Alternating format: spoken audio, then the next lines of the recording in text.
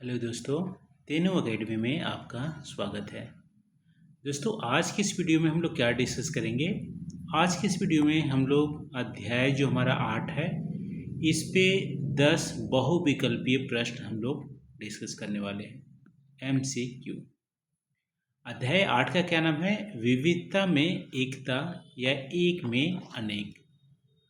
तो यहाँ पे ट्राई किया गया है कि आपका 10 जो बहुविकल्पी प्रश्न है उससे इस अध्याय का पूरा कॉन्सेप्ट आपको क्लियर हो जाए।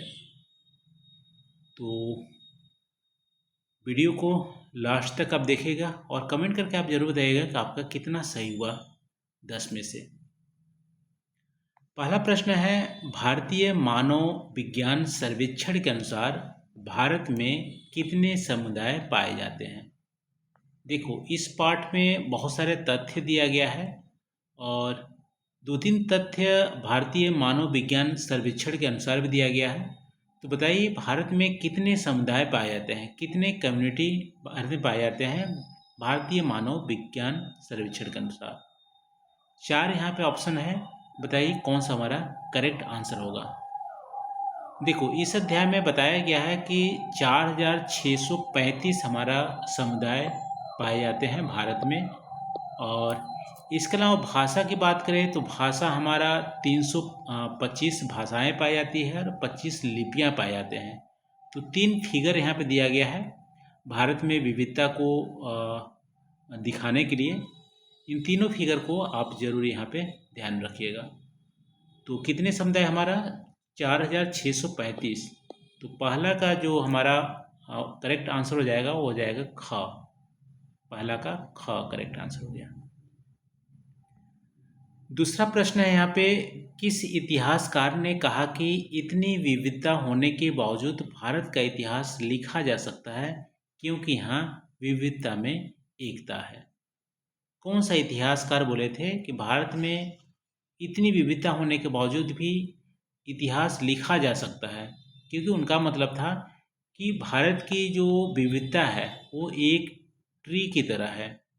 ट्री में बहुत सारे डाल हैं, तो ये हमारे डाले जो हैं वो कला, साहित्य या कम्युनिटी, समुदाय को व्यक्त करता है। और इनकी जो सिमिलरिटी है, ये तना, पेड़ का जो तना है वो हमारा सिमिलरिटी है। तो इसका इतिहास मतलब इसका इतिहास अलग ना होके सबका इतिहास एक ही है क्योंकि तने से जुड़ा हुआ है। इसीलिए भारत की विविधता का इतिहास लिखा जा सकता है। कौन ऐसा इतिहासकार था जो बोला था? तो 4 ऑप्शन है, बताइए किसने ये स्टेटमेंट बोला हुआ था। देखो, विंसेंट स्मिथ, ये हमारा क्या बोले थे? इन्होंने बोला था कि भारत में बहुत सारी विविधता है, इसके बावजूद ही हमारा इसकी एकता है। विंसेंट स्मिथ ने भारत की विविधता और उसकी एकता को विशेष बताया था, इसीलिए बोला था भारत का इतिहास लिखा जा सकता है। तीसरा प्रश्न यहाँ पे, भारत के मुख्य अनाज कौन से हैं? देखो, भारत में जो व्यंजन है, खाने की जो चीज़ें हैं, उसमें भी बहुत सारा विविधता है। उसके बावजूद भी हमारा बहुत सारा जो खाना है वो सिमिलर है, पूरे भारतीय लोग उसको खाते हैं, भारत के लोग खाते हैं। तो भारत के मुख्य अनाज कौन सी है?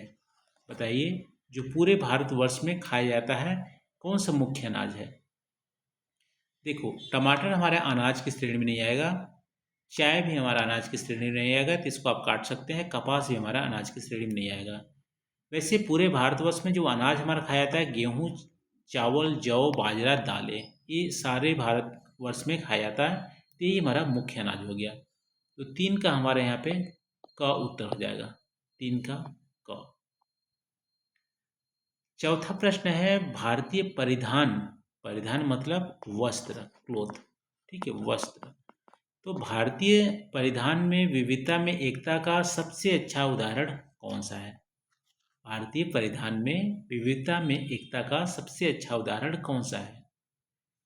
ऐसा एग्जाम्पल बताइए इसमें से, चारों में से, जो भारत में लगभग में सब जगह उसको पहना जाता है, तो कौन सा होगा?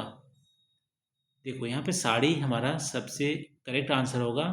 भारत की में परिधान हर क्षेत्र में अलग अलग है, लेकिन साड़ी ही ऐसा परिधान है जो भारतवर्ष में लगभग में सब जगह जो नारी जाति है उनको उनका परिधान है। तो साड़ी हमारा भारत का सब जगह पहना जाता है।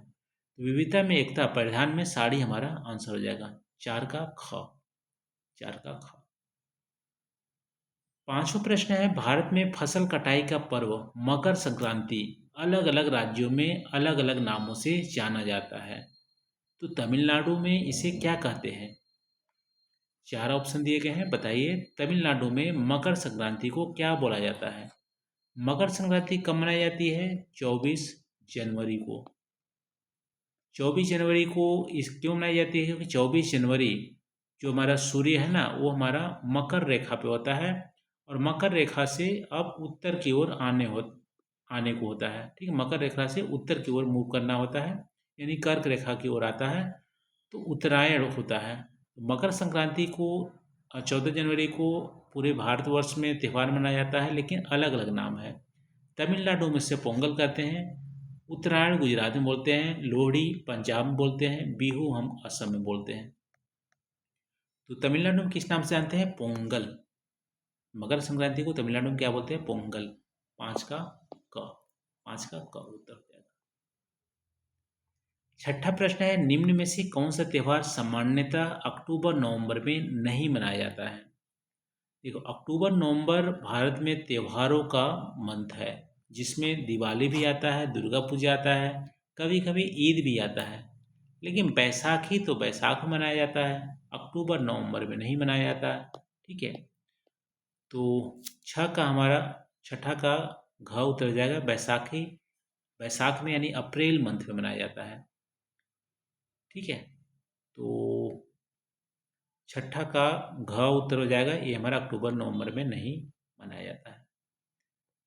सातवां प्रश्न है, 2200 वर्ष पुरानी संस्कृत की कौन सी रचना है जिसमें पशु कथाओं के माध्यम से जीवन कौशल सिखाया जाता है?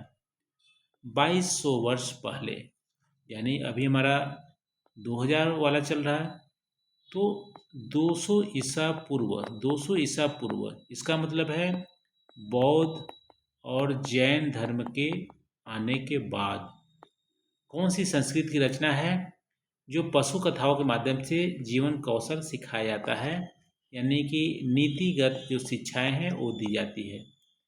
महाभारत तो पहले लिखी गई है, ये तो हमारा सही होगा नहीं। रामायण भी उससे पहले लिखी गई थी। अर्थशास्त्र जो कौटिल्य का है ये भी हमारे पहले लिखा गया था। ठीक है, तो पंचतंत्र पुरानी हमारी संस्कृत की है, जो 2200 वर्ष पुरानी है, जिसमें पशु के माध्यम से हमारी नीतियों का जीवन कौशल सिखाया जाता है। 7 का हमारा करेक्ट आंसर हो जाएगा पंचतंत्र की कहानियाँ। 8वां है, केवल तमिलनाडु में महाभारत के कितने स्थानीय संस्करण पाए जाते हैं?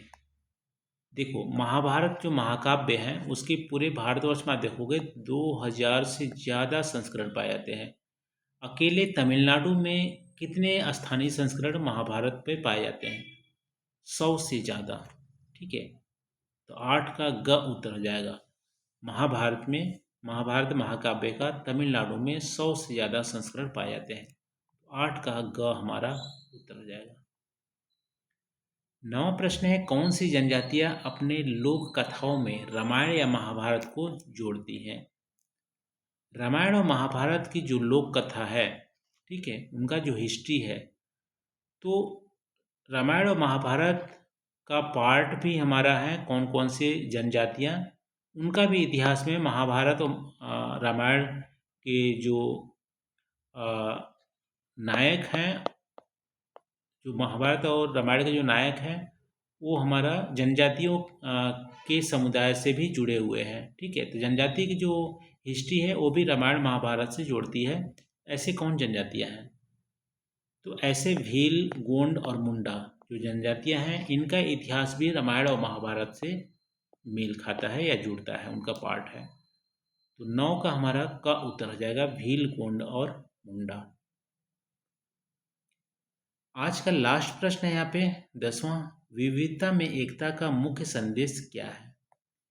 विविधता में एकता, ठीक है, यूनिटी इन डाइवर्सिटी का मुख्य संदेश क्या है? मुख्य जो संदेश वो क्या है? देखो, विविधता में एकता का मुख्य संदेश क्या होगा? बहुत भिन्नताओं के बावजूद भी हम सब भारतीय हैं। भारत में अनेक कम्युनिटी हैं, अनेक लैंग्वेज हैं, अनेक लिपि हैं, त्यौहार भी अलग है, महाकाव्य का भी संस्करण अलग है, ठीक है, पहनावा भी अलग है, खान पान भी अलग है। इन भिन्नताओं के बावजूद भी हम सब एक हैं, हम सब भारतीय संस्कृति का पार्ट है, सनातन संस्कृति का पार्ट है। तो विविधता में एकता का मुख्य संदेश क्या है? भिन्नताओं के बावजूद हम सब भारतीय हैं, ठीक है। तो इसका हमारा क्या हो जाएगा? ख उत्तर हो जाएगा, 10 का ख। ये रहा दोस्तों, आज अध्याय 8 पे आधारित हम लोग 10 बहुविकल्पी प्रश्न डिस्कस किए। आप कमेंट करके जरूर बताना 10 में से आपके कितने सही हुए। तो थैंक यू दोस्तों, thank you for watching, thank you.